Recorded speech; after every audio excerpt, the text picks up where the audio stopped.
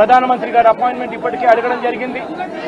అమిత్ షా గారిని president appointment కూడా అడగడం కూడా జరుగుతుంది. వీళ్ళందరూ కూడా అపాయింట్మెంట్ ఇస్తే వీళ్ళందరినీ కూడా కలిసి వీళ్ళందరికీ కూడా చెప్పే కార్యక్రమం కూడా చేస్తాం. సరే ఈ ఇష్యూలో మీ చెప్పేటప్పుడు నువ్వు ఫ్లోప్ అవుతుంది కదా. నువ్వు ఎంత ఆంధ్రజ్యోతి విలేకరు అయితే మాత్రం మధ్యలో వచ్చి చెప్పడం ధర్మం కాదు కదా. ఏం చెప్తా ఉంటే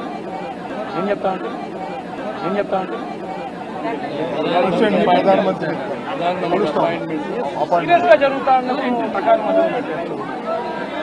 ప్రధానమంత్రి అపాయింట్మెంట్ను, హోంమంత్రి అపాయింట్మెంటు, ప్రెసిడెంట్ గారి అపాయింట్మెంటు, వీళ్ళ ముగ్గురు అపాయింట్మెంట్ కూడా అడగడం జరుగుతూ ఉంది.